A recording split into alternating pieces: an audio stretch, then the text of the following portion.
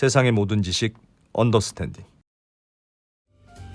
네. 예, 자 언더스탠딩 시작하겠습니다. 언더스탠딩을 시청하신 여러분들은 참 좋겠습니다. 네, 이렇게 뭐 뜨거운 감자들을 저희가 마땅한 다른 아이템이 없다는 이유로 예. 그냥 갖고 와버리니 저는 진짜 살짝 걱정되긴 하는데 네. 오늘은 하이브 사태.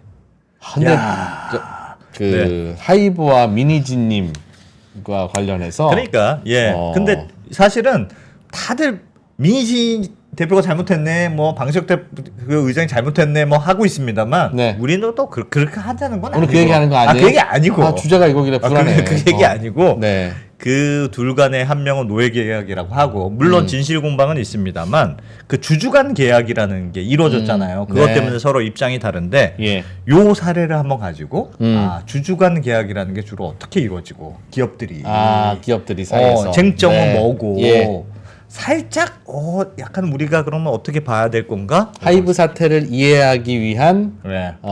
전과 그렇습니다. 배경지 참고서. 배경지시 누가 뭐 어떻게 잘했다 잘못했다 아니라 아니다. 이걸 이해하기 위한 예. 전과와 수련장 네. 그걸 좀 얼마나 해드리겠다는. 훌륭합니까? 이거 아무 데도 이런 건 안 합니다. 아슬아슬하지? 불안해. 합니다. 예. 예. 오늘은 그래서 법무법인 DLG 예. 여기는 김현장도 여기랑은 안 붙으려고 합니다. 그렇습니다. 여기가 이기거든 대박이지. DLG가. 그럼. 이 스타트업계는 그냥 싸그리 그냥 주워 담고 있는. 그래서 상대방이 DLG면 소송을 안 붙기 때문에 돈을 못 벌고 있어요. 자꾸 붙어서 승소하고 그래야 되는데 네. DLG면 우리는 안 해. 뭐 이러는 바람에 예. 영업이 좀 난감하신 법무법인 DLG의 예. 안희철 변호사님이 그래서 네. 시간이 좀 남으셔서 그렇습니다. 이번에 하이브 어도어 미니진님 예, 둘러싼 주주간 계약 주주간 이야기를 계약 얘기를 좀 해주시러 나오셨습니다. 배워보겠습니다. 어서 오세요. 네, 안녕하세요. 네. 안녕하세요. 흥미진진하게 보셨나 봐요.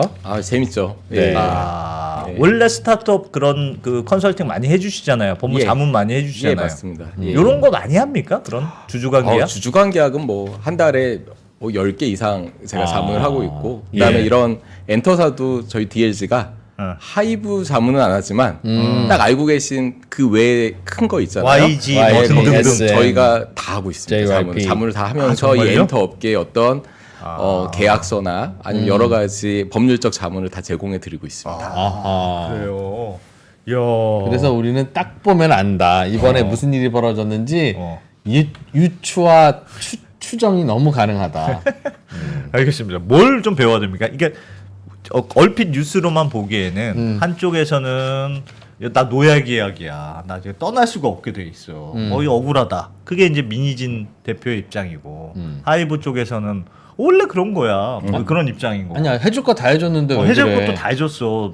돈도 많이 줬어. 뭐 그런 입장으로 갈리는 것 같습니다. 네. 네, 맞아요. 예. 하여튼 여기까지만 검석 깔아드릴 테니까 나머지는 우리 대충 무슨 얘기도 서로 다 알잖아요. 그렇죠. 그러니까 자 이제 뭐부터 봐야 될지 예. 추리 소설을 시작해 보겠습니다. 네. 지금 말씀하신 것처럼 도대체 왜 이들은 이렇게 갈등이 심각해졌을까 네. 이걸 알려면 기본적인 사실관계를 좀 아셔야 돼요. 예. 그러니까 여기 이게 주식회사 어도어, 그러니까 현재 하이브라는 회사의 밑에 자회사로 있는 어도어, 네. 그 민희진 대표가 대표이사로 있어요. 거기가 이렇게 설립이 되었는데 화면 좀 보여주십시오. 예. 예. 이렇게 설립이 이렇게 되어 있고 여기를 보면 이제 그 멀티 레이블이라는 개념을 좀 알아야 됩니다. 그러니까 이 멀티 레이블 우리가 보통 음반 낼 때 레이블이라고 하거든요. 어떤 예. 각 가수들마다 레이블이 어떻게 되냐. 네. 그런데 이게 이제 하이브는 하이브라는 회사 하에 밑에 자회사들을 여러 개를 만들어 놓고 각 하나의 회사마다 한두 명의 가수들을 배치를 해서 이제 그 육성을 해서 이렇게 음반을 내는 구조를 갖고 있어요. 네. 그래서 여기 보면은 하이브 밑에 있는 주식회사 빅히트, 여기는 이제 우리 방탄소년단이 있는 데죠. 우리 예. BTS. 그다음에 뭐 소스뮤직, 르세라핌 이런 식으로 쭉 있습니다. 어도어는 여기 뉴진스 이런 식으로 이걸 멀티레이블 체제라고 해요. 이런 아예 식으로는 딴 데는 이렇게 안 해요? 딴 데는 이렇게 자회사까지 적극적으로 여러 개를 만들어서 하는 시스템보다는 회사 안에 그 영역을 구분해서 하는 경우가 있거나 아니면 아예 섞어서 하는 경우가 있거나 이런 게 좀 더 많고요. 이런 식의 멀티 레이블은 거의 하이브가 독보적이다라고 볼 수 있어요. 서로 같은 크게 보면 같은 회사 가수들이지만 완전히 독채 생활을 한다. 법인은 그렇죠. 다르게. 그렇죠. 예. 법인이 달리니까 사실상 다른 회사 사람들인데, 그러니까 법리적으로 보면 다른 회사 사람들이지만 모회사, 홀딩스 같은 모회사에 하이브가 있으니까 다 하이브 소속이다라고 우리는 이렇게 얘기를 하는 거죠. 그러니까. 네. 근데 그게 뭐 별도의 회사냐 아니면 같은 회사인데 팀만 다르냐 뭐 네. 같은 팀인데 매니저만 다르냐 뭐 그런 네. 정도니까 예, 그쵸. 그게 뭐 그렇게 크게 구별할 예. 게 뭐 있나 싶긴 한데요. 맞아요. 근데 네. 이제 좀 독자성을 부여하고 독립성을 부여해서 그 팀을 갖다 제대로 육성하자라는 어떤 목적으로 예. 이런 멀티 레이블 구조를 하이브는 가져가고 있는 거예요. 독자성이 좀 강하다. 아, 그렇죠. 알겠습니다. 예, 예. 그렇게 해서 이제 그 멀티 레이블 체제 하에서 어도어가 이제 시작을 하는 거예요. 그래서 예. 뉴진스가 이렇게 시작을 했는데, 그럼 중요한 거는 그 뉴진스의 어도어의 임원은 과연 어떻게 되어 있고 그 주식 지분 관계가 어떻게 되어 있냐. 예. 이걸 좀 알아야 이제 분쟁에 대해서 알 수 있어요. 예. 원래는 미니진과 그 이경준 CFO, 그다음에 이창우 전략실장 하이브에 이 세 명이 사실은 사내이사였어요. 예. 이 세 명이. 근데 이제 이경준 CFO와 이창우 기업 전략실장은 다 이제 어떻게 보면 방시혁 측 사람들이다라고 예. 보시면 돼요. 하이브에서 위에서 내려온 그렇죠. 사람이다. 하이브에서 내려온 사람들이었죠. 네. 근데 이제 나중에 이제 민희진 대표가 나 이거 독자성을 가지려면 너희가 내려본 사람들 말고 내 사람들로 구성을 이사진을 하는 게 맞지 않냐라고 이제 얘기를 했던 것 같아요. 예. 그러니까 이제 신동훈, 김혜민 이 두 분이 이제 사내 이사로 들어오고 이 하이브 측 두 명은 빠집니다. 들어오면서 바로 나갔군요. 예, 나가면서 그렇죠. 들어왔군요. 네, 맞아요. 근데 이제 사실 이 사람들이 그러면 왜 민희진 측 사람이라는 뭐 증거가 있냐라고 보면 민희진 대표하고 신동훈, 김혜민 모두 다 SM 엔터 쪽에서 일했던 사람들이요. 같이 일했던 사람들이었고 예전 동료들. 예전 동료였고 굉장히 그 SM 엔터에서 성과가 아주 좋았던 분들이었는데 예. 이분들이 민희진 대표가 이제 하이브로 오면서 나중에 이제 여기 이사 자리에 그때 동료였던 신동훈, 김혜민 이 두 분이 낀 거죠. 예. 그래서 사실은 여기 이사진들이 다 옛날에 이제 SM 엔터 쪽 민희진 대표 측 사람들이다 해서 사실 이걸 보면은 독자성을 강조하고 좀 그걸 부각시키기 위한 이사진을 만들어냈다라는 생각은 들었습니다. 저는 이걸 예. 보면서. 뭐 그것도 하이브도 그걸 오케이 했으니까 또 이런 그쵸. 이사진 됐겠죠. 그럴 수밖에 거의 없습니다. 이때는 거의 100% 지분이 갖고 있었을 텐데. 맞아요. 예, 맞아요. 다만 이걸 보면서 저는 법리적으로 이것도 좋은데 사실은 그래도 모회사인 하이브 입장에서는 한 명 정도는 또는 한두 명 정도는 이사진을 더 넣어도 되는 거 아닌가. 그러니까 이사진은 3명일 필요가 없거든요. 더 많아도 돼요. 예. 그러니까 사실은 이렇게 3명의 그 미니진 측 사람과 그다음에 뭐 이경주나 이창우 중에 한 명을 남겨뒀으면 그러면은 좀 더 서로 견제도 되면서 경영이 좀 더 잘 이루어지지 않았을까라는 그 아쉬움도 약간은 있어요. 사실은 예. 그거는. 네. 그렇게 치면 하이브가 약간 봐준 측면이 약간- 독립 경영을 많이 강조해 그쵸. 보장해 준 측면이 있다. 맞습니다. 예.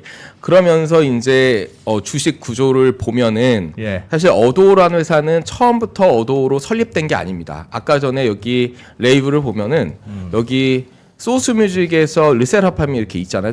르세라핌이. 근데 이 소스뮤직에서 물적 분할을 통해서 어도어가 따로 빠져나온 거예요. 그러니까 애초에 소스뮤직 소속이었는데 거기서 민희진도 대표도 소스뮤직 쪽이었어요. 근데 예. 이제 아예 독자적으로 법인을 분할하자라고 해서 예. 물적 분할을 해서 이제 어도어가 별도의 회사가 됐고 그래서 하이브 소스뮤직이었는데 하이브 소스뮤직 그 다음에 어도어가 별도로 이제 법인이 설립됐다라고 예. 보시면 되고 거기서 이제 하이브가 이 어도어한테 출자를 하면서 투자를 합니다. 그러니까 예. 이제 점점 자본금을 늘리는 과정을 이제 하는 거예요. 예. 자본금을 늘려서 그 돈으로 이제 뉴진스라는 그 어떤 브랜드와 가수를 이제 육성을 하는 거죠. 그러면서 이제 앨범을 만들려고 하이브가 총 215억 5,097만 원을 출자를 했습니다. 총액을 보면. 예. 그러니까 이 돈으로 사실은 뉴진스가 탄생했고 빌보드까지 올라갔고 이렇게 크게 성공했다라고 예. 볼 수 있는 거예요. 예.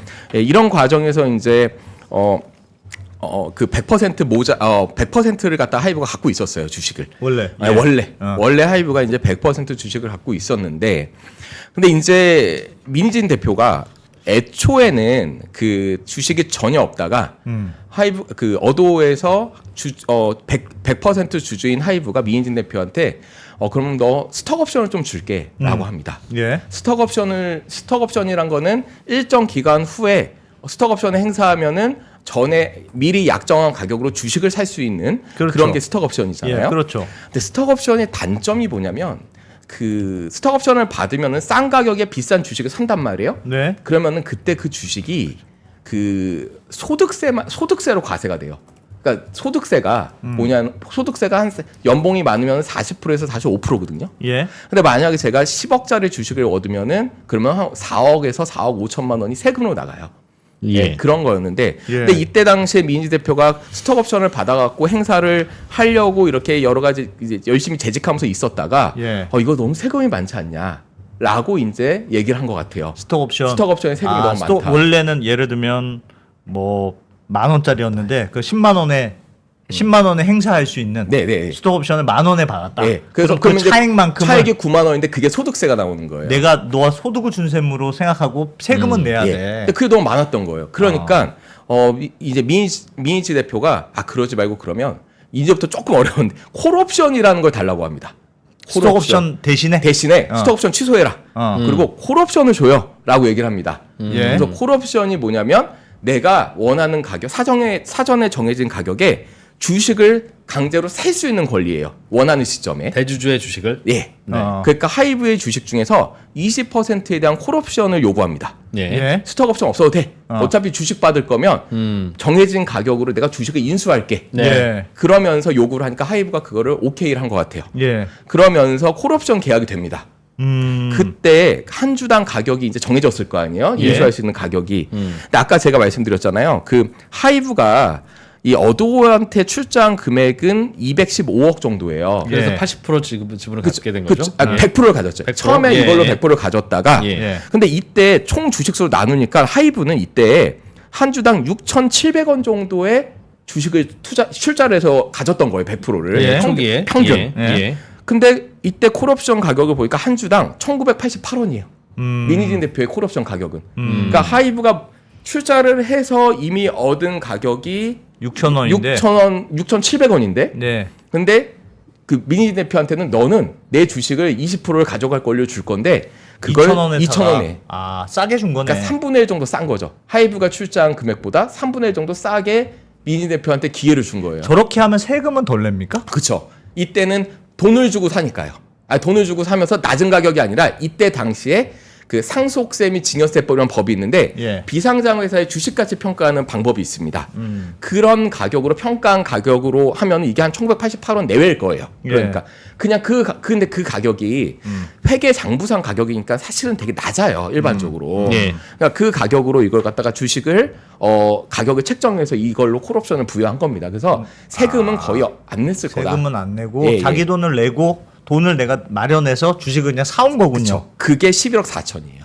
아. 11억 4천만 원 주고 네. 그때 20%의 주식을 사와야 되는데 예. 그 중에 17.8%를 샀고 2.2%를 그 본인의 측근들한테 줬습니다. 예. 이미 한번 다 사와서 아니요. 살 때 제3자를 지정해서 살 수가 있어요. 아, 그러니까 내가 다 안 사고 나 콜옵션을. 또는 내가 지정한 자가 살 수 있어요. 네. 그걸 이미 행사했다 이거죠 민희지 씨는. 했죠. 네. 그래서 지분 구조가 하이브 80, 민희진 여긴 18%라고 되어 있지만 17.8%, 예. 기타에서 2.2%. 그러니까 같이 데려온 임원들한테 줬나 보네요. 네, 그렇죠. 예.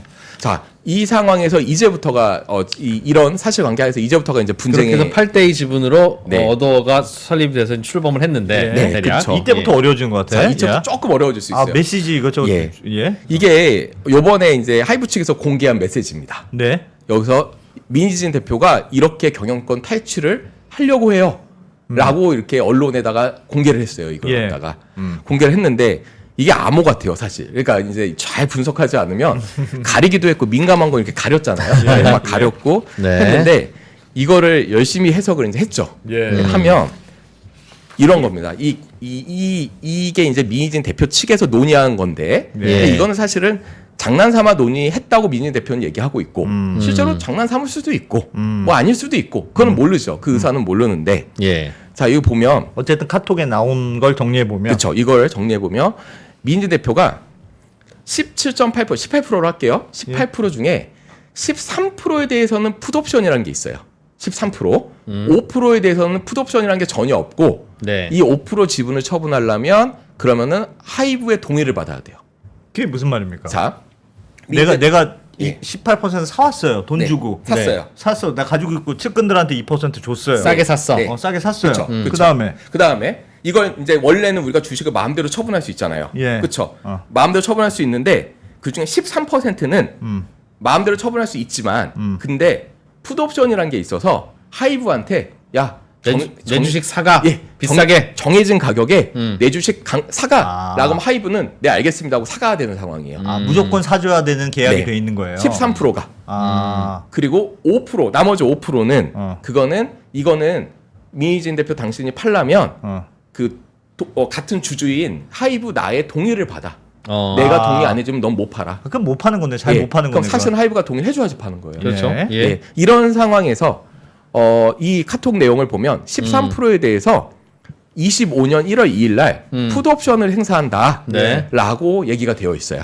저건 우리의 계획이라는 건가요? 민희진 대표님의 계획? 계획 이 시점은 계획이고 이런 예. 방법도 있어요 하고 나온 거죠. 뭐. 예, 또 그쵸. 누가 한 말이에요? 이런 방법도 있어요라고. 이거를 하는데. 좀 전에 카톡을 다시 볼까요? 이게 이쪽이 민희진인지 왼쪽이 근데 언론에 보면은 왼쪽이 민희진 대표라고 얘기 대박 이게 민희진 대표라고 얘기하는데 저도 맥락상 저게 민희진 대표님 같아요. 예. 근데 이제 그거는 정확 이게 이름이 공개는 안 돼 있습니다. 알겠습니다. 네. 예, 그 누군가 그럼 그 측근이라고 볼 수 있겠네요. 그쵸. 예. 아니 제가 이게- 다른 어떤 기사에서는 대표님 이런 방법도 있어요. 이렇게 나온 걸로 봐서는 그러면은 임원 그 아까 전에 그 임원 중에 한 하여튼 명. 측근. 예, 측근 임원. 그 임원 같은 사내이사. 예. 네. 그럼 이랬을 때 그 풋옵션 가격이 얼마냐? 이게 이제 쟁점이란 말이에요. 그렇죠. 예. 그랬을 때 여기 23년 영업이익 335억이라고 돼 있단 말이에요. 예. 24년은 약 얼마 이렇게 돼 있어요. 예. 근데 이거를 이렇게 보면 자 이런 겁니다.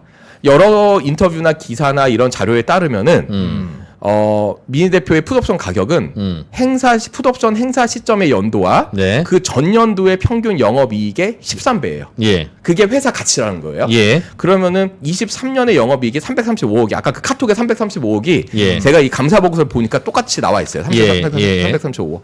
22년도는 마이너스 적자. 40억이에요. 근데 행사를 24년이나 5년에 할 거 아니에요? 네. 그럼 사실 24년에도 22년 3년에 380억이 증가가 됐거든요. 그럼 이거를 네. 같은 수준 증가가 되면 이때는 한 700억 정도가 돼요. 네. 이걸 올해 영업이익이. 그렇죠. 네. 계산을 해보면 평균이 540억이에요. 예. 그거의 13배 하면은 7조 20억 원이에요. 아니요. 7천억이 되겠죠. 아니 7조 7천억이겠죠. 7천억인가요? 네, 540억이 13배니까요. 죄송합니다. 네. 7천억입니다. 예. 죄송합니다. 여기에 13%를 하면 약 900억에서 1000억 뭐 이 정도 사이가 나와요. 예. 두 번 틀리셔서 정답이 맞았네요. 예. 네.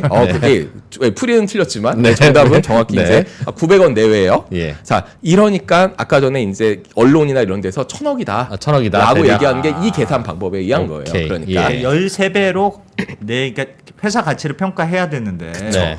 하이브가 무조건 되사주는 가격을 정해야 되는데 네. 그게 영업이익의 13배 정도. 그쵸.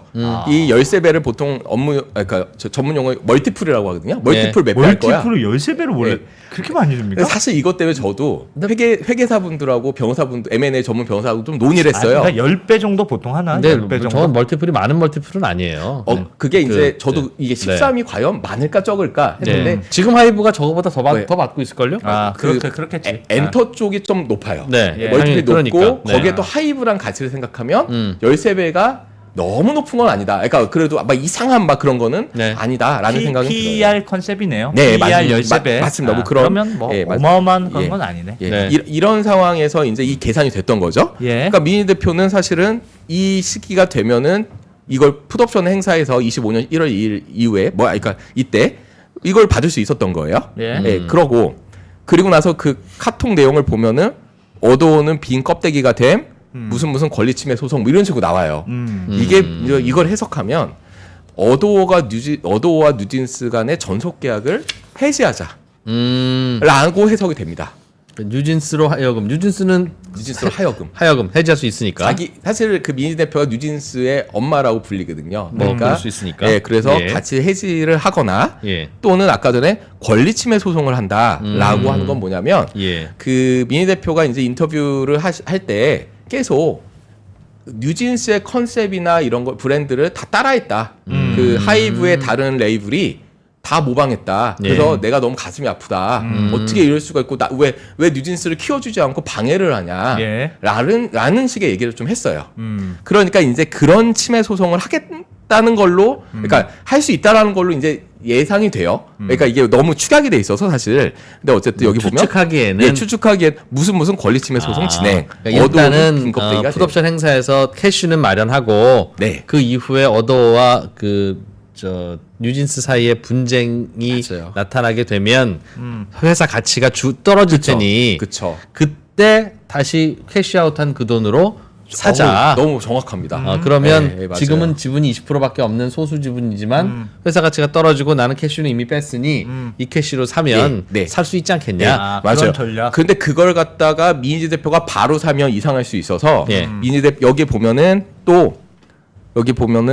하이브의 어도 팔라고 권유라고 하면서 여러 가지 인터뷰와 기사 내용에 따르면 민희 대표가 재무적 투자자를 구해오는 걸로 이제 시나리오를 갖다가 얘기를 합니다. 뭐 돈이 더 들 수도 있으니까요. 예. 그래서 맞아요. 그래서 FI 투자자를 구해오면 이 FI 재무적 투자자가 이 지분을 인수하고 추후에 민희 대표가 이제 그 1,000억 정도 번 걸로 이거 여기를 갖다 다시 재인수하는 쪽으로 이렇게 이 카톡 내용이 해석이 돼요. 네, 네. 네. 그래서 참- 개통 내용은 그렇다. 카톡 내용이 이렇다. 아. 예. 그래서 이제 하이브 쪽 입장은 그런 거겠죠. 1,000억 정도가 보장된 건데 그러면 그러니까 요번에 이제 엊그저께 그 뉴진스 새 앨범이 나왔고 반응이 너무 좋아요. 버블검이라는 예, 예. 노래가. 그래서 이제 계속 성공을 하며 민희 대표는 한 1,000억 정도가 보장된 건데 이 정도면 나는 해준 거 아니냐라고 이제 당연히 그 생각을 하는 거고요. 하이브에서는 하이브 쪽 입장. 하이브 쪽 입장은 네. 하이브 쪽 입장은. 근데 아까 처음에 말씀하신 것처럼 그 말씀하셨잖아요. 민희 대표가 나 이거 노예 계약이다라고 이제 얘기를 하죠. 예. 자 그거는 이제 뭐였냐면은 예. 노예 계약은 뭡니까? 그러니까. 잠시만요. 예. 이겁니다. 이게 노예 계약이냐 아니냐 이 쟁점은 예. 하이브의 반박 의견을 보면 노예 계약이란 거에 대해서 어느 업종이나 흔히 있는 조항이다. 그러니까 이 경업금지 조항이 그리고 주식을 매각한다면 26년 11월부터는 경업금지 없다. 이때부터는 그냥 자기가 해도 된다 경업을. 엔터상 딴 거 차려도 된다. 그러니까 주식이 네가 우리 회사의 주식을 갖고 있는데 네. 그 주식을 갖고 있는 상태에서 다른 회사를 가는 거는 경업금지에 해당되니까 그건 안 돼. 그거잖아요. 그쵸. 어. 근데 그 노예기로 매각한다면 들어가기 전에 네네. 작가 채팅장에서 지금 뜨거운 논란이 있어서 네. 제가 예? 하나 풀고 네. 가고 싶어서 하는 네네. 얘기는 네네. 조금 전에 그 시나리오 네네네네. 그러니까 일단 풋옵션 행사에서 돈 벌고 네네네. 그다음에 뉴진스가 우리 어도어랑 계약 안 한다고 한 후에 네. 어도어 가치를 떨어뜨리고 네네네. 그리고 나서 그 돈 또는 FI의 돈으로 네네. 가치가 떨어진 그래서 싸진 어도어를 산다. 네네네. 이 시나리오는 네네. 하이브가 네. 80% 지분을 갖고 있는데 네. 가치가 떨어졌든 올랐든 간에 네네네. 안 팔면 예. 껍데기를 안 팔면 어차피 이루어지지 않는 내용이고 네. 두 번째는 뉴진스가 그렇게 민희진 대표가 야 계약하지 마 그럼 안 하고 뭐 해 그럼 하고 네. 이런 정도라면 그냥 다른 회사 세우고 거기에 뉴진스 멤버들을 다시 넣으면 되지. 네네네. 굳이 가치가 떨어진 어도어를 다시 산다는 시나리오를 뭐하러 만드냐. 그러니까 저 시나리오는 뭐 좀 앞뒤 잘 이상하다. 모르는 분이 그냥 상상해서 대충 만든 네. 것 같다는 느낌이 뭐, 든다는 맞습니다. 날카로운 지적입니다. 되게 날카로우시고요. 실제로 그래서 아까 전에 제가 여기서 이 PPT를 보시면 전속 계약을 해지하면 어도 경영진의 업무상 배임 리스크가 일단 있습니다. 왜냐하면 어도의 거의 전 재산은 뉴진스예요. 예. 근데 뉴진스를 갑자기 그 민희지 대표가 이런 시나리오대로 그냥 해지를 해버린다. 또는 그러면 이거는 자산을 다 갖다 버리는 거거든요. 아직 계약 기간이 안 끝났는데도 지금 불구하고 4년 정도 남았어요. 4년 그런데 넘게. 어도 경영진이 오히려 뉴진스를 내치는 그런 그렇죠. 액션을 한다. 예, 그거는 업무상 배임 리스크가 아이고, 있어서 그렇지. 이 사실 이게 가능할까라는 의문이 저도 있었어요. 이상한 시나리오를 예. 누가 해놓고 답은 대박이라고 하신 거네요. 근데 이거를 이제 하이브는 이 시나리오 보면 경영권 탈취 시나리오니까 이거 문제 있는 거 아니야라고 지금 그렇게 해서 감사를 하고 막 이러고 있는 거거든요. 그것도 아까 말씀하신 것처럼 맞아요. 아까 적어주신 것처럼 FI 투자자가 산다고 해서 살 수 있냐? 하이브가 안 팔 건데 하면 끝나는 거 아니냐? 그렇죠. 네. 맞습니다. 여기 보면 FI 투자자가 강제로 하이브의 지분을 매수하는 것은 어렵다라고 제가 이제 저도 이걸 보면서 하이브가 순수하게 그걸 매각을 시켜줄까? 아니면 감정이 안 좋을 거 아니에요, 이 상황이면. 예. 근데 내가 주식을 판다고라고 당연히 하이브는 생각할 거예요. 절대 안 팔아. 아무리 그 헐값이어도. 그렇지. 그러니까 헐값일수록 안 팔죠. 굳이 그 팔아서 그럼요. 뭐 하겠습니까? 돈도 못 벌고. 그리고 차라리 사는 쪽은 그 껍데기를 굳이 사서 뭐 하겠어요?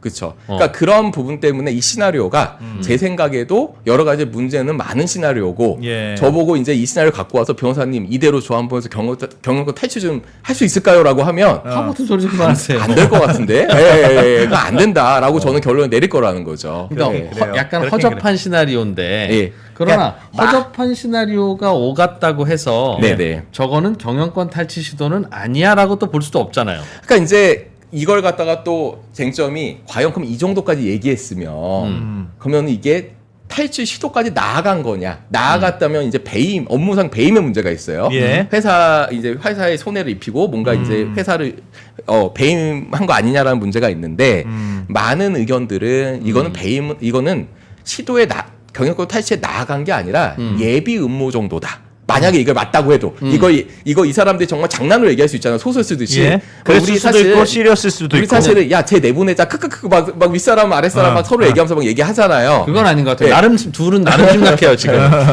근데 그렇다 하더라도 이게 아주 심각하다 하더라도 이거는 예비 음모지 탈취 시도에 행동한 건 아니다. 네. 라고 해서 근데 업무상 배임은 예비 음모 같은 건 처벌하지 않습니다. 그렇죠. 아 그럼 법리상으로는 법리상 처벌하지 않아. 처벌이 안 돼요. 그럼.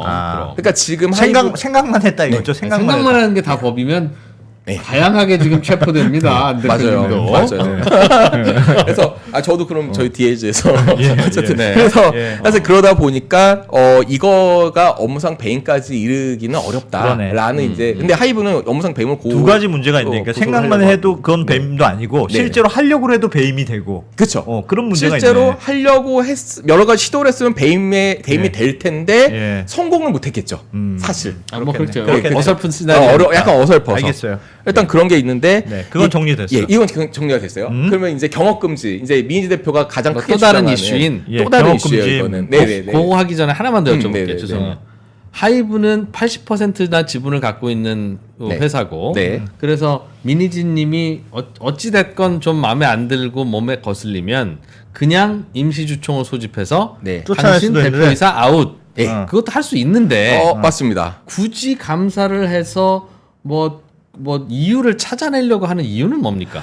사실은 그런 이유를 찾아내지 않으면은 어쨌든 일단은 정말로 경영권 탈취라고 이걸 생각했다면 그걸 중단시켜야 했기 때문에 뭐 그럴 수도 있고. 조사건을 발동을 한 거다라는 네. 생각은 들고요. 예. 여기 보면은 이 조사건도 모회사라고 해서 무조건 조사건이 있어?라고 이제 생각을 많이 해요 사람들이. 예. 근데 여기 금감원도 아니고 예. 검찰도 아니고. 그런데 그 잠깐만요. 죄송합니다. 네. 여기 PPT가 너무 많아요. 근데 여기 원래 공부 못하는 사람들이 PPT 많은데. 설명해 주셔도 됩니다. 괜찮습니다. 예. 네. 상법상 모회사가 자회사를 조사할 수 있는 조사권이 명시적으로 규정이 있습니다.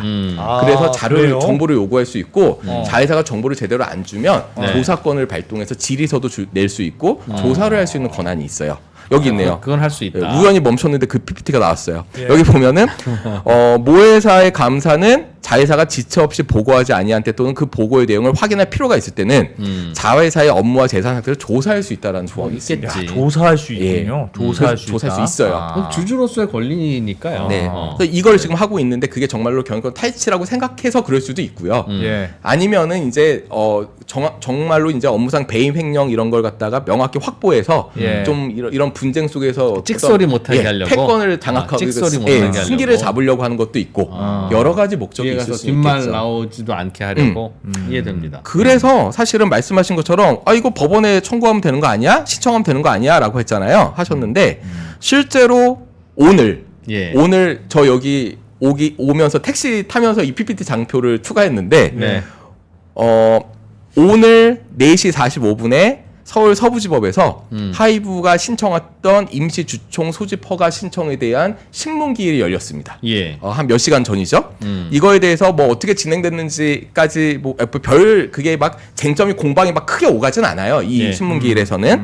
그런데 이제 이거 끝나고 어도 측 대리인은 본인들이 24년 5월 10일까지는 이사회를 열겠다. 그러니까 이사 사임에 대해서 이 주총은 이제 그 대표이사하고 이사 사임에 대한 주총이에요. 네. 그러니까 그리고 24년 5월 말까지는 주총을 열어서 이걸 진행을 하겠다. 그러니까 이렇게 급하게는 하지 말자. 맞아요. 는 게 어도 쪽 미니진님 쪽 얘기고. 실제로 사실은 4월 22일 날 미진 대표이사 등의 사내 이사를 해임하기 위해서 이사회 소집을 해달라고 요구를 했어요. 예. 예. 그랬는데 이제 이거를 묵살했죠.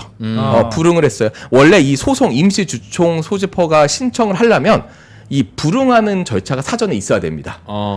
그렇지. 그래요. 예, 그래서 불응을 했어요. 예. 그러니까 바로 25일 날 4월 25일 날 하이브가 임시 주총 소집 허가를 서울 서부지법에다 했습니다. 네. 그리고 민희 대표 측이 시간이 부족하다. 준비할 시간이. 네. 그러면서 신문기일의 변경을 신청했어요. 근데 재판부가 받아주지 않았습니다. 시간 끌기를 봤다는 거죠. 그렇죠. 그리고 네. 오늘 이게 첫 신문 첫이 아니라 한 번만 하고 아마 끝날 거 이제 안 할 예, 건데 예. 이 신문기일이 열렸고 어. 그리고 어도우 측은 우리가 이사회 주총할 거다. 할 거니까 이거 의미 없다라는 식의 이제 얘기를 했고 예. 근데 사실 보통 이 신문기일이 있으면 일반적인 사건이라고 보면은 한 2, 3주 정도 후에 신문기일 이후에 2, 3주 정도 후에 결정을 해요. 예. 예. 결정을 하는데 또 급한 사건이나 큰 사건이나 이런 거 좀 더 신경 써서 빨리 해줄 수는 있지만 예. 어쨌든 2, 3주는 걸릴 거다 앞으로. 그리고 제 생각에는 인용될 가능성이 높습니다. 이 주총에 대해서는. 예. 뭐 소집한다는데 인용 안 할 이유가 없거든요. 그렇겠죠. 그러니까 주총을 연기하려면 명백한 이유가 있어야 되는 거예요. 그렇죠. 뭐 사실은 주총을 이렇게 불응한 거에 대해서 되게 합리적 근거가 있어 보이면서 예. 또 근데 그런 근거가 있어 보이는데 시간이 부족해서 준비를 못하면 억울할 거 아니에요. 네, 예. 그럴 때는 연기를 해줄 수 있어요. 근데 이제 사실은 그렇게까지 웬만한 경우는 주총을 하지 말아야 할 이유라는 건 없죠. 그렇죠. 예. 사실 주주들이 모여갖고 대표이사를 얘기하겠다는데. 해임시키지 말지를 결정하겠다는데 법원이 경영적 판단을 할 이유는 없잖아요. 그런 네. 거에 대해서. 예. 그래서 이렇게 해서 오늘 이제 이런 게 진행이 돼서 이제 앞으로 2, 3주 내에는 결정이 돼서 주총은 그 이후에 소집이 될 거다. 주총이 열리고 예, 그러면 열릴 거다. 특별한 뭐 변수가 없는 한 민희진 대표이사님의 해임은 뭐 예, 사실 워낙 80% 가격 되겠네요. 80%나 네. 있으니까. 저는 해임이 법적으로 해임이 되는데 사실 이제 그때부터 고민을 하겠죠. 이제 하이브에서 뭐 열린다고 해임되는 건 아니잖아요. 열려서 해임 결의를 해야지만 해임이 그렇죠. 되는 거잖아요. 예, 예. 근데 그때까지 과연 민희 대표를 해임하는 게 맞을까? 지금 뉴진스 앨범 잘 되고 있거든요. 예. 그러니까 관계를 좀 개선하고 그대로 갈까? 네. 뭐 그래서 제가 시나리오를 이렇게 좀 짰는데 하이브 강경론이 있어요. 법원 예. 이제 이거는 이제 요 페이지는 오늘 이거 열리기 전 페이지여서 전에 만든 네네. 거여서 예. 법원에 소집 청구를 했어요. 네. 그리고 해임을 합니다. 전원. 네. 그리고 나서 뭐 민사, 형사 다 소송을 제기하는 거죠. 이게 가장 강경론이에요. 그 다음에 주총에서 민희진 대표가 뉴진스와 관계가 너무 좋기 때문에 예. 민희진 대표를 제외한 나머지 사내이사를 해임하고 하이브 측 사내이사를 예전 버전으로 해서 안 치는 거예요. 예컨대 이렇게 해서 절충안이네. 그렇죠. 절충안. 민희진 대표는 그대로 두고 예. 그 뉴진스를 계속 잘 키우고 이게 어떠냐 이런 안이 또 있을 수 있고 포용론이 있죠. 이제 포용론은 그냥 현재 이사진 3명 다 그대로 두고요. 예. 그냥 새롭게 하이브 측 이사만 껴들어가는 거예요. 아, 그래서 아. 하이브 측 이사가 계속 경영을 옆에서 관리하면서 감시도 해주고 하면서 그냥 회사 잘 하자. 아. 예, 그런 시나리오가 있을 수 있고. 완전 화해네. 완전 이거. 예. 그다음에 또 포용론은 이사진 그대로 두고 그 다음에 뭐 주주관계약이니 이 주주관계약 내용을 변경해서 예. 뭐 경업금지나 이런 것도 풀어줄 건 풀어주고 어. 뭐 이런 식으로 한번 또 합의를 하는 건 어떠냐. 이게 이제 또 하나의 안이 또 될 수 있고. 예. 근데 이번에 민희진님 그 기자회견을 보셨겠지만 네네.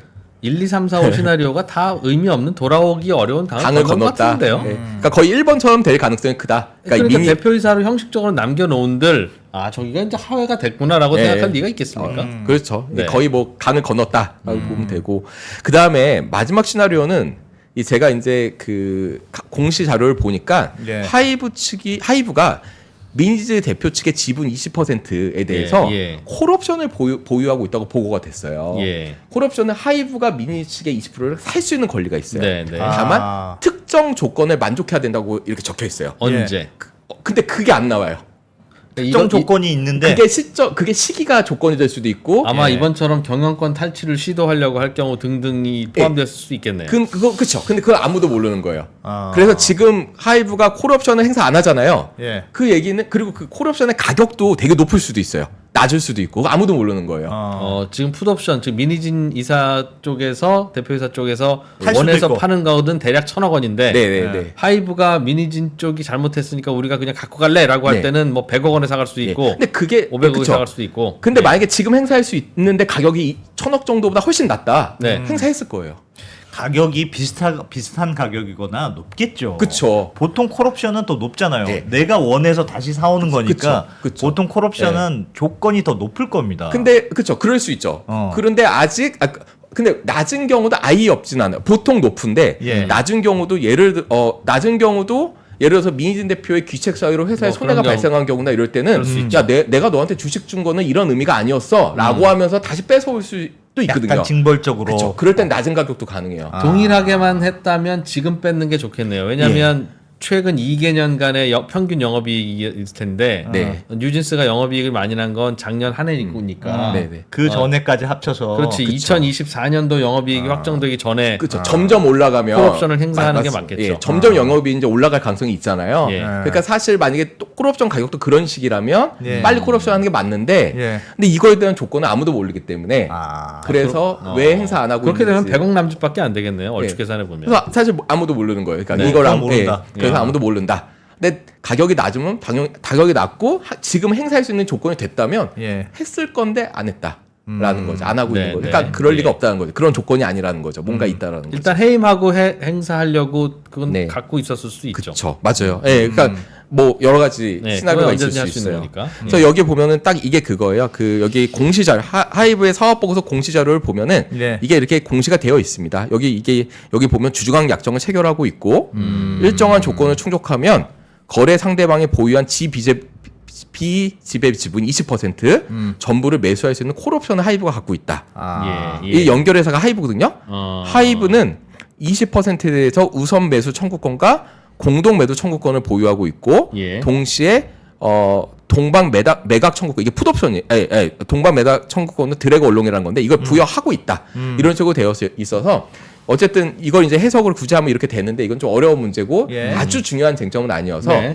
일단 이렇게 공시가 돼 있다까지만 이제 말씀을 드리는 거고 하이브도 지분을 사올 수는 있는 콜옵션도 있다. 그 미니진 집은 사올 수도 있고 미니진님이 자기 팔 지분을 팔 수도 있고. 자기 그렇죠. 지분을 다른 데다 팔려고 할 때 우리 것도 사주세요도 할 수 있고 네, 그쵸. 아니야 그 지분 우리가 살래도 할 수 있고. 그렇죠. 뭐 그런 것들이 이렇게 들어가 있는 거예요. 알겠어요. 예. 이제 이 쟁점이 이제 하나로 이제 정리가 된 거고 예. 이제는 다음 쟁점 경업 금지예요. 네. 그렇게 민희진 대표가 이제 억울하다고 노예 계약이었다고 예, 주장하던 주장하는 그렇게 했던 금지. 기본적으로 어떤 조항에 경업 금지 조항이 있는지는 모르죠. 공개는 안 됐어요. 그런데 네. 제가 이제 M&A 계약을 체결할 때 제가 뭐 이렇게 업계에 많이 돌아다니는 계약서를 이제 갖고 왔거든요. 예. 그 조항을 보면 주주원은 보험 계약 이게 M&A 계약이에요. 예. 보험 계약 기간 및 M&A 계약의 해지 내지 종료되는 날로부터 2년이 되는 날 또는 여기 그 주주 1이 대상 회사에서 퇴사한 날로부터 2년이 되는 날 이렇게 되어 있는데 예. 여기 종료가 되는 날 예. 요 종료되는 날이 보통은 주식을 다 매각한 날로 합니다. 보통 주주 한 명이 주주 한 명이 내 주식을 다 매각하면 나는 이 주주관 계약에서 종료되고 난 나가는 거야. 그렇죠. 라고 보통은 계약서에 써요. 그러니까 여기서 보험 계약이 종료되는 날로부터 2년이 되는 날이라고 하면 이 얘기는 민희진 대표의 주식을 다 매각하고 예. 그럼 종료가 되고 그날로부터 2년이 되는 날에까지는 경업금지야 라는 거라는 거예요. 그러니까 근데 아까 전에 그 5%는 네. 민 대표가 18% 중에 13%는 풋옵션으로 맞아요. 하이브가 팔 수 있는데 맞아요. 5%는 하이브 동의 없으면 털지를 못하잖아요. 맞아요. 맞습니다. 그럼 하이브가 동의 안 해주면 영원히 경업금지겠는데요? 그러니까 그게 문제라는 거예요. 그래서 민희진 대표 입장은 나는 주식을 다 그러니까 아까 하이브의 입장이 딱 그거잖아요. 주식을 매각한다면 근로계약이 만료되는 26년 11월부터는 경업금지에 해당하지 않습니다. 네. 라고 되어 있는데 이 얘기는 뭐냐면은 주식을 매각한다면 조건이 있죠. 예. 근데 민희 대표는 그겁니다. 아니 내가 5%를 매각하려면 하이브 네가 동의를 해야 되는데 네. 내가 경업을 나가서 경업할 걸 예상하고 있다면 네가 동의해주겠어? 그렇지. 끝까지 동의 안 해줄 거잖아. 그렇지. 이렇게 주장을 한 거예요. 네. 그러니까 사실은 합리적인 주장인 것 네, 같은데. 나름 합리적인 주장이에요. 왜냐하면 예. 끝까지 못 팔면 끝나는 거니까 예. 경험 못 하니까. 어. 그러니까 이제 근데 이거에 대해서 또 하이브 측은 어. 계약서상의 매각 관련 조항의 경우 어. 두 조항의 우선 여부에 대한 해석의 차이가 있었고 해석이 모호하다면 모호한 조항을 해소해서 문제가 되지 않도록 수정하겠다라는 답변을 했다는 거예요. 그게 무슨 말입니까? 저도 이게 무슨 말인지 참 고민이 많은데 예. 이 두 조항이라는 게 하이브 측이나 여러 가지 기사나 아니면은 발표 인터뷰 내용을 종합해 보면 이 주식 처분 제한이란 조항과 이건 이제 예시 조항이에요. 이거는 예. 예. 주식을 처분하려면은 하이브의 동의를 받아야 된다. 이거와 예. 우선 매수권이라는 조항이 있습니다. 네. 그 민희진 대표가 주식을 남한테 처분할 때 함부로 제3자한테 팔면은 어도의 주주가 이상한 사람이 막 들어올 수 있잖아요. 그렇죠? 그렇죠. 그러니까 하이브한테 우선 매수권이 있는 거예요. 그러니까 내가 민희진 대표가 이거 팔려고 그러면 야 잠깐 일로 갖고 와봐. 내가 원하면 내가 먼저 살 수 있어. 그런 우선적인 권한이 있다. 맞아요. 하이브가 맞아요. 그러니까 민희진 대표 쪽은 그런 조항이 민희진 대표의 남은 지분을 하이브가 살 수도 있고 안 살 수도 있는 상태를 만들어 놓고 제3자한테 팔 때는 하이브의 허락을 받으라고 하면 이건 내 주식을 한 주만 남겨놓고 안 산 다음에 너 주식 다 못 팔았으니까 이 회사에 떠나고 다른 회사 가서 뉴진스든 뭐든 그쪽이랑 이런 일 하면 안 되라고 그 걸어 놓으려고 그런 게 아니냐. 이 조항은 부당하다라고 민희진 대표님은 주장한 거고. 그러니까 네. 노예 계약을 한 거죠. 하이브는 야 그걸 뭐 그거 그렇게 해석하고 있었어? 그거 아니야. 사실은 당신의 민희진님 지분이 다른 쪽으로 가려고 할 때 우리가 누가 사는지를 좀 알고 좀 이상한 사람이 사는 것 같으면 그거는 우리가 살게요 하는 우선 매수권만 가지려고 한 거야. 맞아요. 정 의심스러우면 나머지 지분을 네가 우리한테 다 팔 수 있다고 써줄게. 그럼 아니 그런 거 가지고 걱정을 하고 계셨어? 라고 하는 게 하이브 측의 입장이었어요. 굉장히 정확하신데요. 네. 되게 잘하시네요. 예? 네. 근데 이제 맞습니다. 예? 그러니까 그러니까 이제 여기서 법리적 해석의 차이가 있는 거잖아요. 네. 그 조항이 다 들어가 있는데. 네. 근데 사실 일반적으로 그럼 뭐가 맞냐? 뭘 어떤 식으로 해석하냐 하고 하면 사실은 민희지 대표 측의 해석이 좀 더 일반적 해석이에요. 문구만 보면 제가 봐도 그렇다군요. 예, 주식 네. 처분 조항, 제한 조항이 있어요.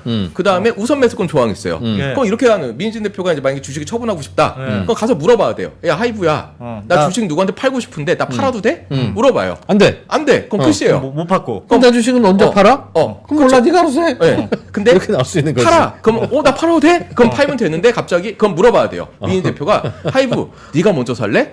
우선권이 있으니까. 그렇지. 그래서 하이브가 난 됐어. 그럼 제3자한테 팔면 되고 예. 아니야. 이건 내가 살 거야. 이상한 애한테 팔지 마. 그럼 거기다 파는 거예요. 그 얘기는 이 우선 매수권이 있다 그래서 주식 처분 제한 조항 동의를 받아야 되는 게 없는 게 아니라 물론. 그거는 그렇지. 디폴트로 깔려 있는 그렇지, 거거든요. 그렇지. 그러니까 사실은 제가 보기에는 이거는 민희 대표가 주식을 마음대로 못 파는 게 맞다. 그러니까 억울하게 생각할 수 있고 노예 계약이 맞는데 그래서 제가 보도에서 듣기로는 그것 때문에 민희진 대표 쪽에서 어필을 하자. 네네. 하이브는 이걸 이렇게 해석할 수 있구나. 미안해. 우리가 그건 그거 고쳐줄게? 확실하게 당신이 걱정하는 거 맞아요. 없게 고쳐줄게. 라고 맞아요. 얘기를 했고 맞아요. 보도에 따르면 그래요. 저도 맞아요. 사실 어떻게 알아요? 네, 맞아요. 예. 그런데 그때 민희진 대표님 쪽에서 그거 고칠 때 내가 당신들한테 하이브 쪽에다 지분 팔 수 있는 권리 있지 풋옵션 그거 뭐 저 영업이익의 13배인데 이거 좀 높이자 비싼 값에 팔 수 있도록 또 같이 해줘 라고 요청을 했는데 맞아요. 하이브는 야 그 노예 계약은 오해가 있을 수 있으니까 고쳐주려고 했지만 당신 지분을 비싸게 사는 건 안 돼. 맞아요. 야, 너무 감정이입하지 야, 말고. 그건 못해줘. 왜 자꾸 감정이입을 제가 해? 연기파라서 그래서 분쟁이 생겼다고 하던데. 맞습니다. 그래서 여기까지 온 거예요. 언론에 공개가 되고 이렇게 네. 크게 터진 게 기자 인터뷰까지 네. 인터뷰까지 하고 그게 언론에 의하면 13배를 25배에서 30배까지 그 정도 해줘라. 수준까지 해달라고 얘기를 해요.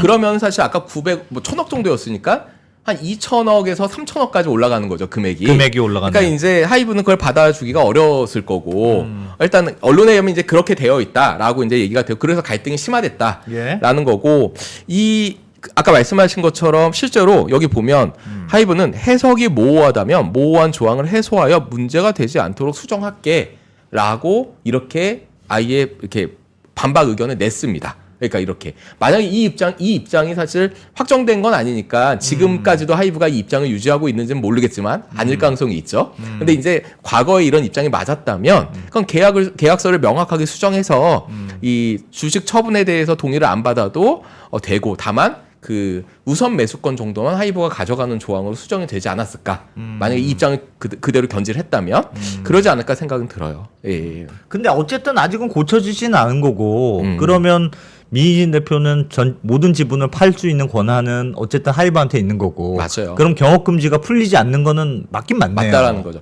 다만 이제 실제로 하이브가 야 업계 M&A 계약이나 주주간 계약 다 이렇게 체결해라고 얘기를 하죠. 원래 그렇게 그랬는데 체결합니까? 실제로 업계 M&A나 주주간 계약을 보면 예. 주식을 모두 다 처분하지 않으면 그러면은 어쨌든 경업은 못하게 돼 있는 건 맞아요. 일반적인 계약이에요. 일반적으로. 왜냐면은 딱 생각해 보면 A라는 회사의 주주가 갑자기 나가갖고 B라는 경쟁회사를 만든 다음에 예. 막 거기서 잘해갖고 자기가 주주인 회사의 가치를 떨어뜨리면 이상하잖아요. 그렇죠. 그러니까 사실은 A라는 회사의 주식을 다 팔지 않으면 안 돼. 그 경업 금지는 계속 유지돼야 된다라는 게 일반적인 이런 M&A 계약서의 조항은 맞습니다.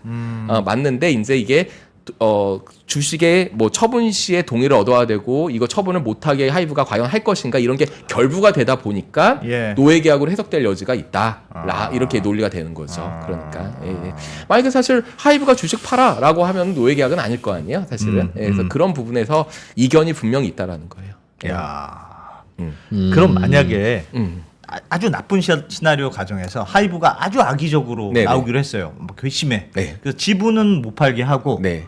그러면 대표이사만 해임하면 네. 그러면 직원도 아니고 네네. 지분만 조금 남는 건데 네네. 그러면 그 민희진 대표는 다른 데는 못 가게 계속 못 가게 이 규정이 고쳐지지 않으면 못 가게 되는 건 사실이네요. 사실 주주간 계약에 다른 조항이 없고 그냥 주주간 계약이 종료되는 시점에 대한 내용이 만약에 주식을 모두 처분하는 날로 정확히 박혀 있다면 예. 그러면 사임을 하건 해임을 하건 회사에서 나가게 된다 하더라도 예. 그 주주간 계약은 유효하단 말이에요. 어. 그러니까 말씀하시는 게 맞는 거죠. 그러면은. 엄청난 조항이긴 하네. 예. 마음만 먹으면 그렇게 할 수는 있는 거네요. 그럴 가능성이 있는 거죠. 근데 다만 주주간 계약을 좀 더 봐야죠. 제가 뭐 그게 공개가 안 됐고 그 비밀 유지 조항이 굉장히 엄격하게 되어 있을 거예요. 그러다 예. 보니까 실제로 그리고 여기에 있는 풋옵션이니 콜옵션이니 뭐 이런 조항들이요. 예. 조건에 그런 게 있을 수도 있습니다. 그러니까 주주간 계약을 위반하는 경우에는 뭐 어떻게 이 효력이 있다 없다 그때는 발동이 된다 안 된다 이런 식으로 이 계약 그래서 이 계약 자체를 위반할 때의 각 조항의 효력도 달리 정할 수 있거든요. 만약 주주간 계약은 외부로 공개하지 않는다는 있죠. 게 있을 텐데 네. 이미 일부가 공개가 됐잖아요. 네. 네. 그럼 누군가가 공개한 거잖아요. 네. 그럼 누군가가 고의든 실수든 공개를 했으면 네. 거기에 대한 처벌 조항도 있습니까? 뭐 예컨대 위약벌이나 뭐 아니면 뭐 풋옵션의 발동 조건이 그거일 수 있어요. 상대방이 위반하면 나는 뭐 무조건 한다. 풋옵션 행사한다. 뭐 콜옵션도 네가 위반하면 내가 네 거 살 거야. 이게 있을 수는 있어요. 근데 근데 이 계약이 있을지 없을지 모르는 거죠. 거기에 그럼 위약벌은 이거다라고 없고 그냥 비밀을 준수한다 지킨다라고만 되어 있으면 네. 안 지켰을 경우에 처벌 규정이 없는 겁니까? 사실은 거의 없다고 보시면 돼요. 그러니까 그러니까 손해배상이라던가 예. 이런 것들을 할 수는 있지만 청구를 할 수는 있지만 손해액 입증이나 이런 게 어려워서 실효성이 없을 수 있어요. 그러면 그러니까 경업 금지는 사실은 주식이 있으니까 경업 금지를 해라고 하는 거는 말씀하셨던 대로 이상한 논리는 아니잖아요. 그건 아니고 네가 네. 주식이 있으니까 뭐 이거 딴 데 가서 뭐 또 할 네. 수도 있으니까 사람 네. 일은 모르는 거니 그런 조항이 있는 건 맞는데 그렇다면 계약을 내가 만약에 경업 금지 계약에 묶여 있으면 네. 그럼 어떤 식으로 계약하는 게 유리합니까? 그러면 뭐 만약에 민희진 대표로 예. 빙의했어 네. 변호사님이 빙의했어. 그럼 어떤 식으로 계약해 그러니까 유리한 거예요? 예를 들어서 이런 경우도 있어요. 많은 경우는 아닌데요. 예컨대 주식이 5%나 3%, 2% 이러면 되게 적잖아요. 예. 그러니까 소량의 주식만 남긴 경우에는 그때 그냥 종료한 걸로 본다라는 것도 가능해요. 전체 주식을 그러니까 사실 만약에 이때 이 계약을 했다면 예. 풋옵션 13%를 제외한 5%에 대해서는 예. 그거는 계약 종료 조건을 모두 매각이 아니라 그 5% 이하로 주식을 보유한 경우라던가 이런 식으로 종료되는 그 조건을 좀 완화했다거나 예를 들어서 예. 아니면은 뭐 아까 제가 이렇게 그 경업금지 조항에서 예시에서 그렇지. 그 주식이 모두 매각하는 날로부터 2년이 되는 날 예. 또는 주주원이 퇴사한 날로부터 2년이 되는 날 중 먼저 도래하는 날이라고 돼. 그러니까 뭐냐면 이런 식으로 해서 그 주식을 매각을 아직 안 했어도 예. 내가 퇴사를 하면 예. 먹고 살아야 될 거 아니냐. 예. 너 나한테 배당 맨날 줄 것도 아니고 내가 주주라고 나도 먹고 살아야 되니까 주식을 모두 매각한 날로부터 2년이거나 아니면 내가 퇴사를 한 날로부터 2년으로 해서 퇴사해서 2년 된 게 먼저 도래하면 주식이 있어도 나는 경업금지 풀어줘. 이런 식의 조건을 이제 제가 샘플 조항을 갖고 온 거예요. 그런 식으로 2년이라는 것도 꼭 필요합니까? 보통은 1년, 2년 정도고요. 예. 근데 정말로 아예 2년, 그러니까 2년이 도과해서 3년, 4년이면 무효일 가능성이 좀 있고요. 이 조항 예. 자체가 예. 직업 선택의 선택의 자유가 있으니까. 있으니까. 보통 1년과 2년이 제일 많고 5년이나 10년으로 묶어놓고 싶을 때가 있어요. 뭐 반도체, 애플, 삼성 이런데 어마어마한 천재 개발자 뭐 이런 거 있잖아요. 그럼 아예 그 5년치 연봉을 줍니다. 그렇게 보상금으로. 잡으려면 그렇게 잡으려면. 네, 그런 무효가 아니에요. 그러니까 너가 연봉이 5억인데 엄청 똑똑한 사람한테 너 연봉 5억인데 예. 너 나갈 거야? 그럼 너 애플 가면 안 된다? 라고 하면서 내가 연봉 5억에 5년 25억 줄게. 그러니까 25억을 주더라도 차라리 안 가는 게 나은 거예요. 이 사람이 너무 훌륭하면. 그러니까 25억 보상금을 줄 테니까 너 5년 동안은 경업금지 하지 마. 5년 동안 그 무효 소송도 하는군요. 내가 억울하다고. 많아요. 사실 이런 조항들도 분쟁이 크게 발생하는 경우가 많지 않아서 그렇지. 예. 이런 거 무효 소송하면은 무효로 판단될 가능성이 없지 않습니다. 그 변호사님께 여쭤보고 싶은 이유는 이런 주주간 계약, 예. 하이브와 미니진님 사이의 계약이라는 게 뭐 매우 이례적이거나 뭐 이런 게 있어가 아니라 일반적으로는 어떤 재능 있는 누구 여기서는 예. 미니진님이겠죠. 그러나 자기 자본을 투자할 만큼 자본이 넉넉지는 않거나 뭐 모험심이 약한 어떤 분이 재능은 없으나 자본은 있고 전반적으로 경영 능력이 있는 어떤 사람과 만나서 같이 동업 비슷하게 할 때 이건 뭐 동업 관계라고 할 수도 있고 아니면 뭐 고용 관계라고 할 수도 있겠으나 완전히 인플로이어와 인플로이는 아니고 뭔가를 보상하면서 같이 좀 가려고 할 때 전형적으로 이렇게 만든다는 거 아니겠습니까? 유사하죠. 그리고 대체로는 그게 어쩜 이렇게 서로의 이해관계를 잘 조율해서 서로 다 굴러가게 만들었을까라고 하니까 이런 게 정착됐을 거 아니겠어요? 맞습니다. 이러면 이제 서로가 너 이러면 나 풋옵션 한다? 그렇지. 그럼 난 콜옵션 한다? 이렇게 서로가 서로한테 뭔가 무기가 있는 거예요. 그러니까요. 그러니까 이게 굴러가는 거예요. 그러니까 충분히 보상도 되면서 그러면서 뭐 서로 견제도 되면서 뭐 독립도 안 하면서 그쵸. 그렇다고 나만 바보 되는 것도 아니면서 네, 맞아요. 그렇게 보통 굴러가는데 여기서는 안 굴러가서 이런 파열음이 생겼다는 거예요. 그렇죠. 그 원인은 뭘까요? 그 이유가 예를 들면 뭐 방시영님이 못 돼서 미니진님이 못 돼서 이거 빼고 그거는 우리 거론하지 맙시다. 모르니까. 구조상으로는 어떤 게 문제가 돼서 그렇다고 보십니까? 그러니까 사실 저도 참 고민이 좀 있었는데 예를 들어서 어떤 뭐 딥테크 회사의 스타트업이 이런 거를 어떤 아주 훌륭한 개발자하고 체결한다. 예. 이러면은 그 분이 나간다고 해서 독자적으로 새로운 뭔가를 하기가 쉽지 않아요. 그러니까 사실은 이런 뭐 경업금지니 주식 다 처분할 때 동의 받아야 되니 동의 안 해주면 못 팔고 이런 게 사실은 우리가 다 머릿속에 전제하고 있는 게 하이브가 미니진이 주식 처분한 거 동의할 거야? 안 할 것 같은데라고 생각을 하는 거잖아요. 네. 근데 일반 회사들 스타트업 아니면 좋은 기업들은 한 명이 독자적으로 완전히 브랜드를 만들어 갖고 기술을 개발해 갖고 회사 하나를 거의 다 이렇게 아예 이렇게 좌지우지할 정도의 파워가 없다는 거예요. 예. 근데 사실 이 계약을 보면 저도 고민을 좀 해봤는데 미니진이라는 브랜드가 굉장히 가치가 높고 이 사람이 언제 나가면 언제 어디에 딱 나가서 회사를 딱 만들어 버리면 그냥 뉴진스의 뭐 몇십 배 되는 그런 가치의 가수를 또 만들어낼 가능성도 있다라는 거예요. 거기다 거꾸로 또 미니진님이 여기서 난 그럼 일 별로 안 할랜다 라고 하면 예. 그럴 수 있는 거죠. 그런 게 있다 보니 사실은 여기서 우리는 하이브가 그러면 미니진을 절대 놓지 않겠는데? 라고 하다 보니 이게 미니진도 스스로 하이브가 날 놓아줄 것 같지 않은데? 라고 이렇게 생각을 하다 보니까 이제 난 노예계약이라는 해석이 되는 거예요. 그러니까 그런 식으로 해서 분쟁이 또 터지는 거고. 그런데 그 노예계약이라고 하는 게 원래 노예로 잡으려고 했던 의도가 있었던 거라면 그건 나쁘고 바꿔야 되는 건데 둘이 이렇게 충돌하기 전에도 야 이건 해석상의 문제인데 그래 누가 봐도 좀 노예 계약으로 해석될 수도 있겠다 싶으니까 바꿔줄게까지 했다면서요. 사실 그거는 기사의 성격이 나오는데 실제로 과연 그랬을까라는 생각 솔직히 들어요. 왜냐하면 이 조항이 너무 강력한 조항이어서 예. 정말 이걸 바꾸는 순간 정말로 민희진 대표는 주식 팔고 나갈 수가 있어서 정말 그럴까? 그걸 바꿔줬을까?라는 생각 솔직히 의문이 좀 오케이. 들고요. 예. 그렇다면 요 독소 조항이 야릇하게 잘 해석되면 민희진님은 여기서 나갈 수도 없고 뭐 어떻게 할 수도 없는 상황이 된다고 생각해서 묶어놨을 수도 있다라고 하면 그거는 소송 붙어서 이건 좀 이상합니다. 그럴 수 있죠. 라고 하면 이기지 예. 않나요? 근데 이게 어떤 조항 자체가 하나가 불공정해서 무효가 되는 게 굉장히 어려워요. 사실 왜요? 사적 장치의 그 원칙에서 예. 당사자가 합의해서 이걸 했는데 이걸 법원이 이걸 무효로 판단하기가 어렵고 저도 그래서 왜 5% 처분 금지를 민희진 대표가 이때 당시에 받았을까?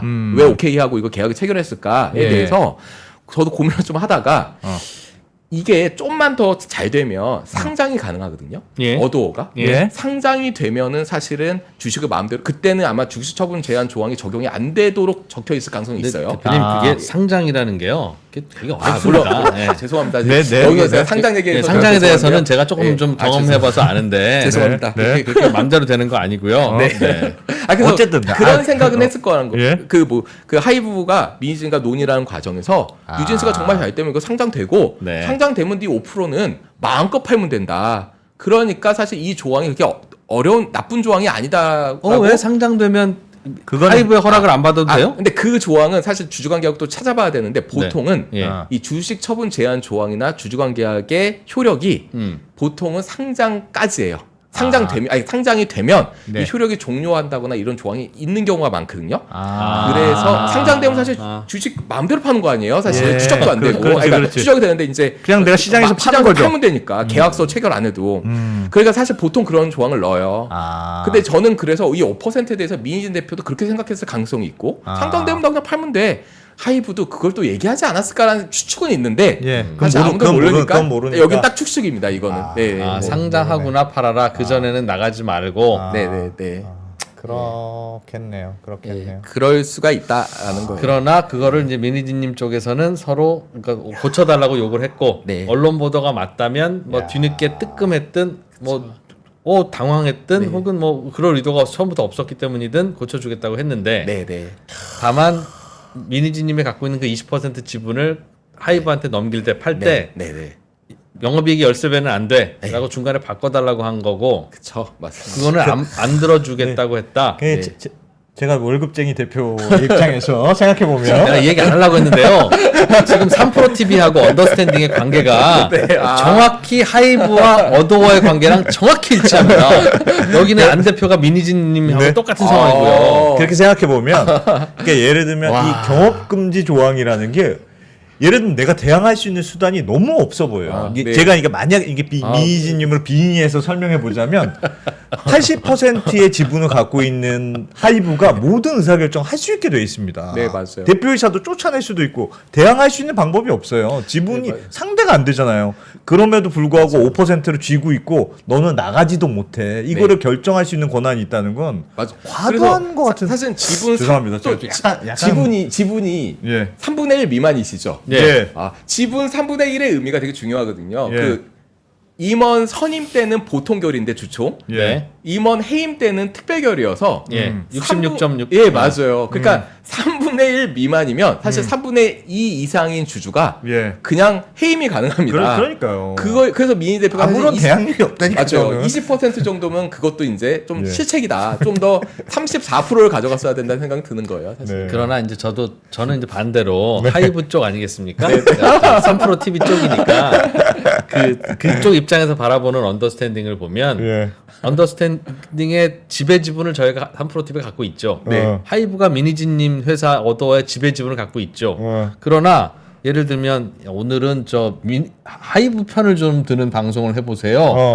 또는 뭐 민희진님 편을 드는 방송을 해보세요라고 지배주주 쪽에서 요구를 한들 안승찬 대표가 싫습니다라고 하면 왜냐하면 안승찬 대표가 너 싫어? 그럼 넌 대표회사 해임이야 라고 하면 안승찬 없는 언더스탠딩이 돼야 되는 건데 이거는 민희진 없는 어도어처럼 기업 가치를 우리가 스스로 갉아먹는 일이 되는 이렇게 거예요. 수습을 이렇게 잘 하시네요.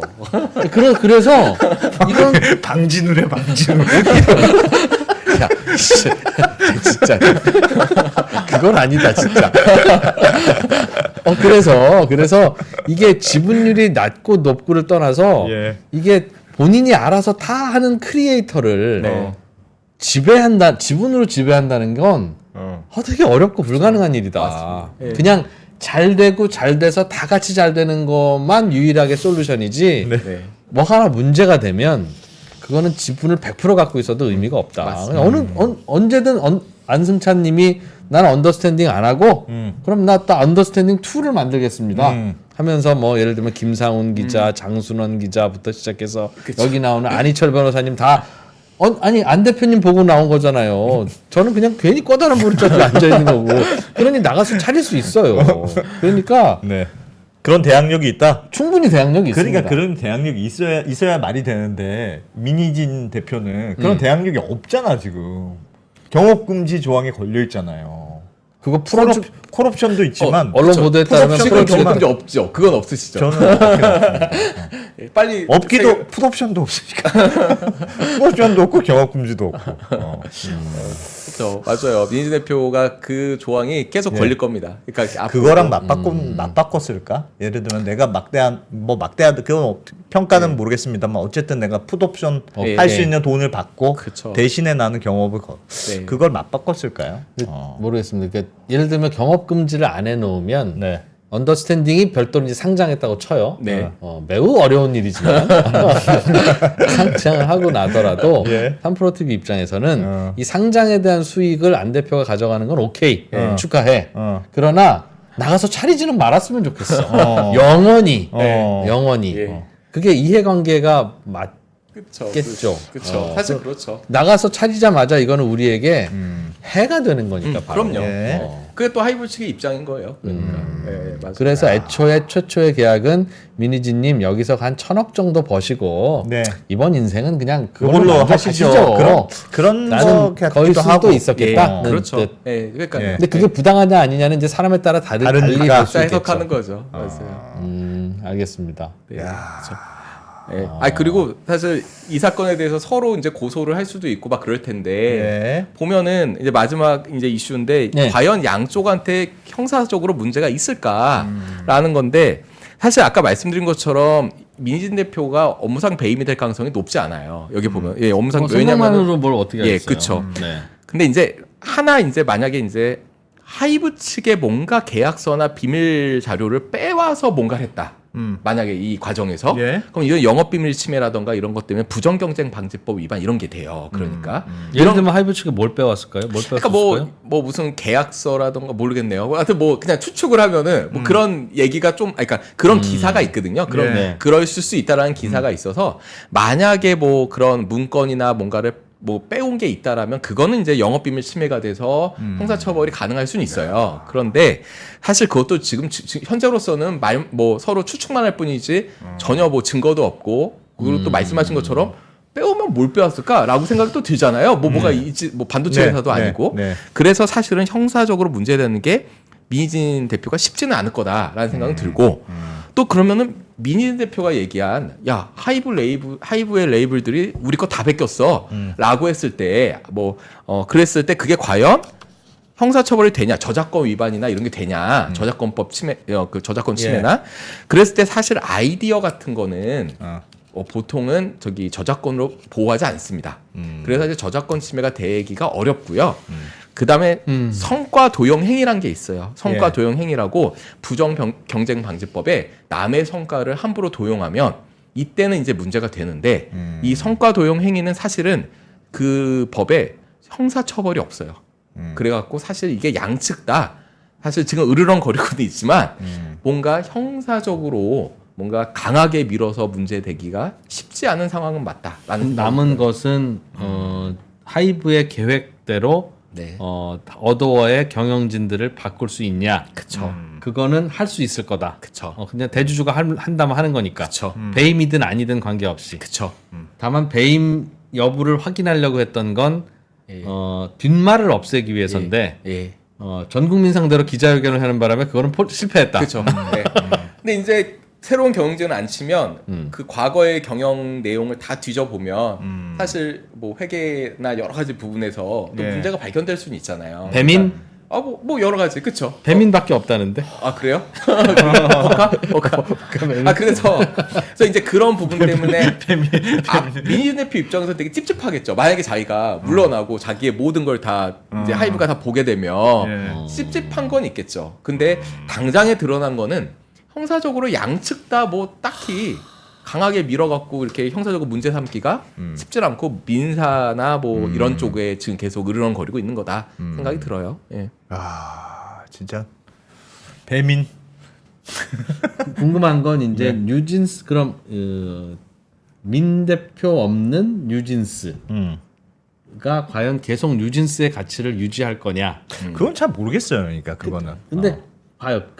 근데 하이브는 그것 가능하다고 생각하고 그럼 지금 하는 거겠죠. 감사 시작한 거 아닙니까? 그거 감사를 가능하다고 시작한다는 건 이건 그냥 결정한 거예요. 이게 날리겠다는 생각이죠. 이미. 그러니 뉴진스는 그럼 어떻게 하지라고 할 때 뉴진스에 대한 대안은 있다.